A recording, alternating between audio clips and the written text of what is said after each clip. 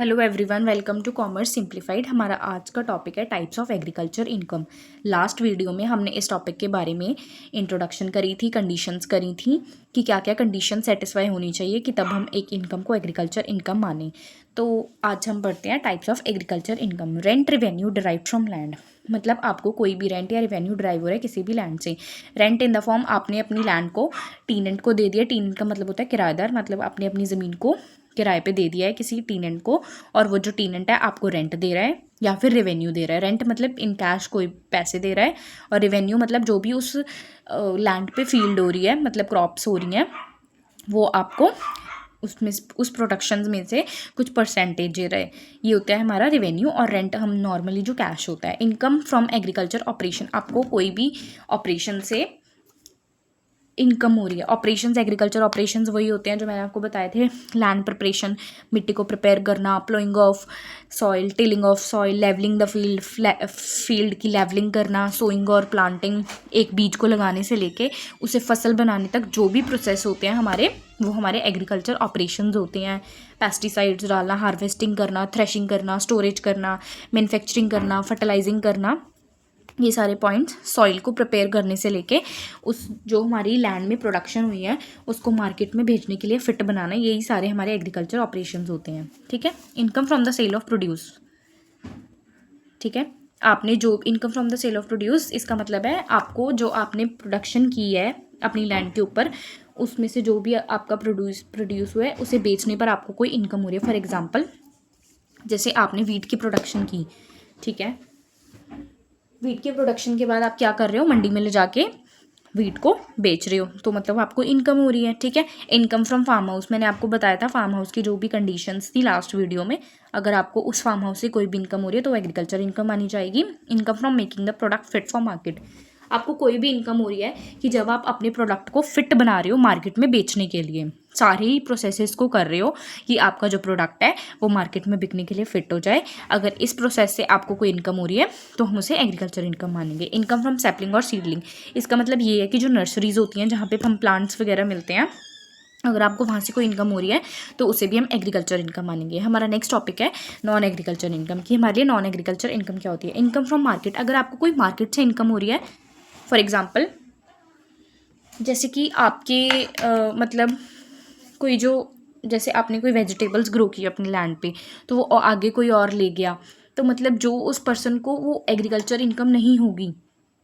वो तो हमने जो अपनी वेजिटेबल्स हैं वो जाके मंडी में दी, और मंडी में से वो जो आगे पर्सन है वो लेके गया, तो क्या हो गया, इनकम फ्रॉम मार्केट आपकी नहीं होगी।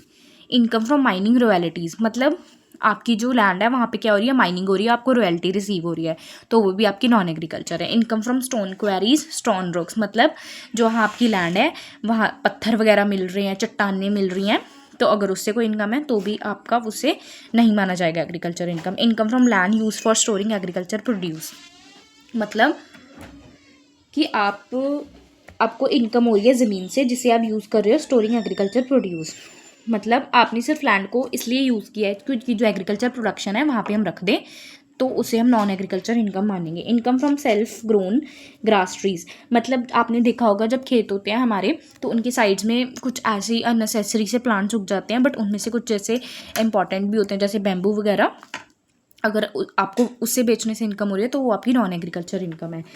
ठीक है। Income from supply of water for irrigation, अगर आप वाटर सप्लाई कर रहे हो इरिगेशन के लिए तो वो भी आपका नॉन एग्रीकल्चर इनकम है।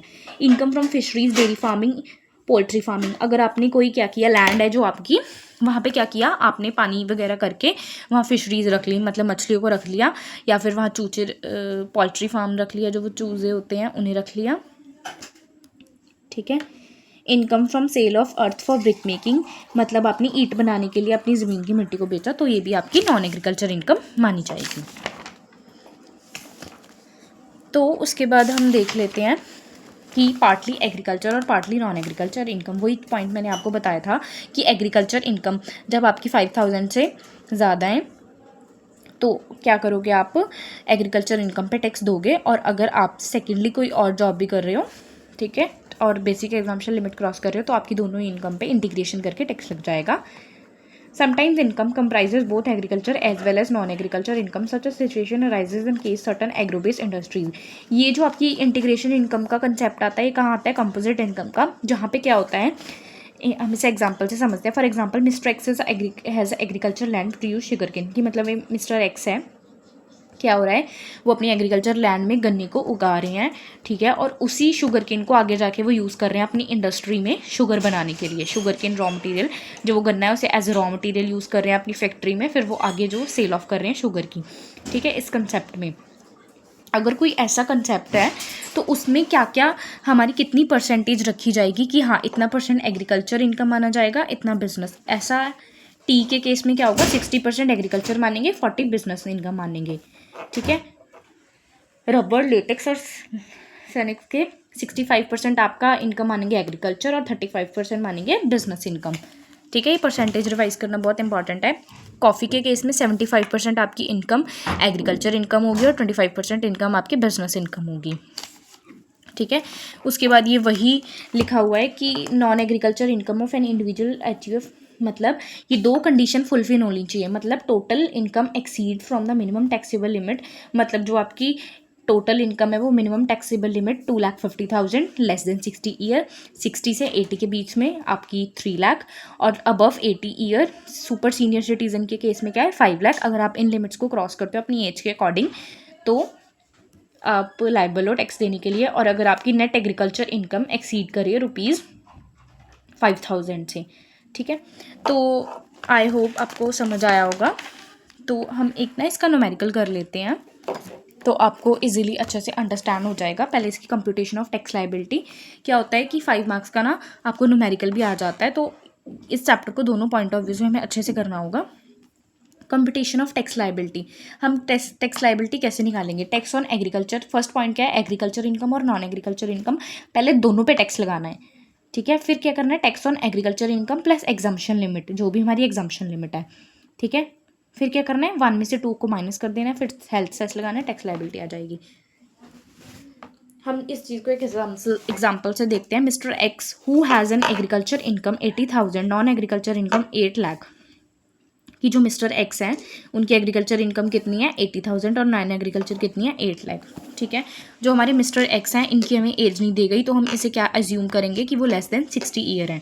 अगर आपको क्वेश्चन में एज नहीं मेंशन है, मतलब जैसे mister x is a 65 year old, मतलब ऐसा कुछ नहीं लिखा, तो आप मिस्टर एक्स को क्या मानोगे, या कोई भी पर्सन दिया हुआ है क्वेश्चन में लेस देन 60 ईयर आप अपनी तरफ से एज्यूम कर लोगे.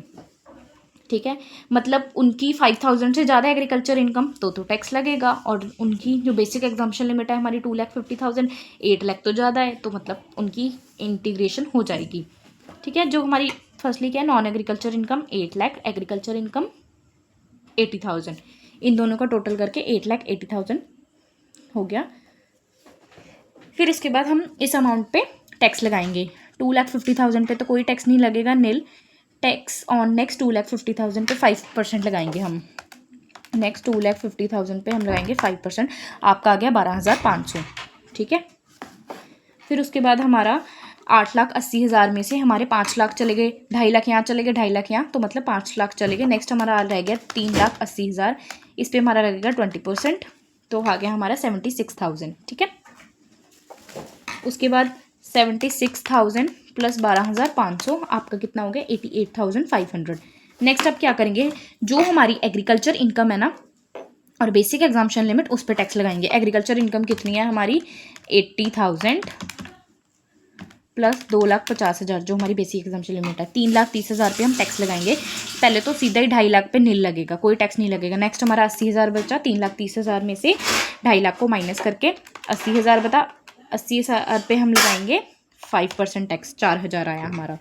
फिर हमने क्या किया, जो हमारा 88,500 है इसमें से हमने 4,000 को माइनस कर दिया, तो हमारे पास क्या आ जाएगा 84,500. 84,500 पे हम लगाएंगे हेल्थ सेस, जो कि है हमारा 4%. 3380 है हमारा हेल्थ और एजुकेशन सेस आ गया. उसके बाद हम क्या करेंगे, 84,500 में ऐड कर देंगे 3380 को, तो हमारा ये क्या आ गई हमारी टैक्स लाइबिलिटी 87,880, ये हमारी टैक्स लाइबिलिटी आ गई. आई होप आपको वीडियो समझ आई होगी, अच्छी लगी होगी। इस वीडियो में मैंने आपको कंप्यूटेशन भी बता दी, एक न्यूमेरिकल भी बता दिया कैसे सॉल्व करना है। अगर आपको फिर भी कोई डाउट है तो आप मुझे कमेंट सेक्शन में बताइए, मैं आपका डाउट क्लियर कर दूँगी। और अगर आपको इनकम टैक्स या किसी भी सब्जेक्ट्स के नोट्स चाहिए तो मुझे कमेंट सेक्शन में बताइए, मैं आपको नोट्स प्रोवाइड करवा दूँगी। मैंने इनकम टैक्स लॉ के सारे सब्जेक्ट्स के सारे टॉपिक्स के नोट्स प्रिपेयर किए हुए हैं और बीकॉम 5th सेमेस्टर के मेरे पास हर सब्जेक्ट के नोट्स हैं। तो और आप मुझे बताइए कि नेक्स्ट सब्जेक्ट में कौन सा स्टार्ट करूँ बीकॉम 5th सेमेस्टर के लिए। I hope you like this video. Please मेरे चैनल को सब्सक्राइब करें, लाइक करें, कमेंट करें और शेयर करें। Thank you.